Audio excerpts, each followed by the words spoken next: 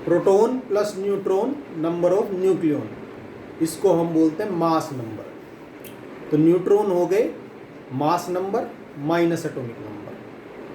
तो number of proton को तो हम बोलते हैं atomic number Z, mass number होता है प्रोटॉन प्लस न्यूट्रॉन A, और नंबर ऑफ न्यूट्रॉन होते हैं A माइनस Z। आइसोटोप हमारे वे होते हैं जिनका एटॉमिक नंबर सेम होता है बट मास नंबर डिफरेंट होता है। एग्जाम्पल के लिए कार्बन 614 एंड कार्बन 612। आइसोबार वो होते हैं जिनका मास नंबर सेम होता है बट एटॉमिक नंबर डिफरेंट होता है।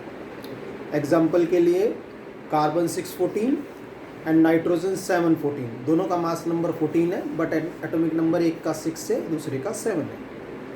आइसोटोन वे होते हैं जिनका अंदर सेम न्यूट्रॉन होते हैं।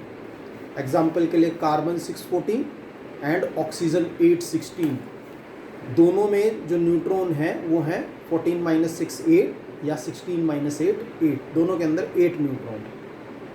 हाँ, तो एक होते हैं हमारे आइसोटोप, एक आइसोबार, एक आइसोटोन।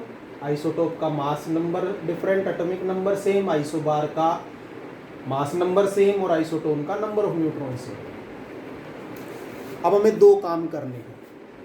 एक काम तो ये करना है कि हमें ये प्रूव करना है कि डेंसिटी कांस्टेंट है, चाहे कोई भी न्यूक्लियस ले लो आप, किसी भी का भी न्यूक्लियस ले लो, हाइड्रोजन का ले लो, एल्यूमिनियम का ले लो, आयरन का ले लो, न्यूक्लियस, उसकी जो डेंसिटी होती है वो कांस्टेंट होती है। जब हम ये प्रूव करेंगे तो हम ये लेके चलेंगे कि A is proportional to R³।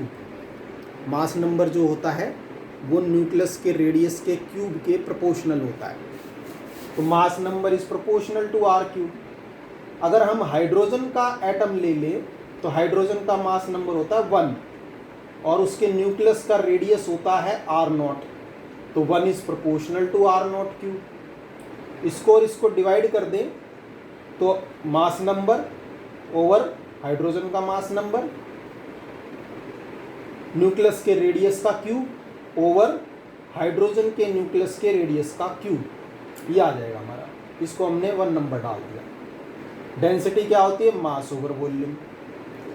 एक न्यूक्लियस के अंदर A न्यूक्लियन होते हैं, एक न्यूक्लियन का मास 1 AMU, तो A न्यूक्लियन का मास A AMU।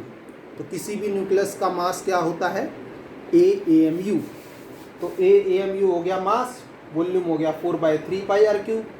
A की वैल्यू यहाँ से हमने सब्स्टिट्यूट कर दी, R³ और R0³। R³ से R³ कट गया। अब ये क्या आ गया? 1 यानी कि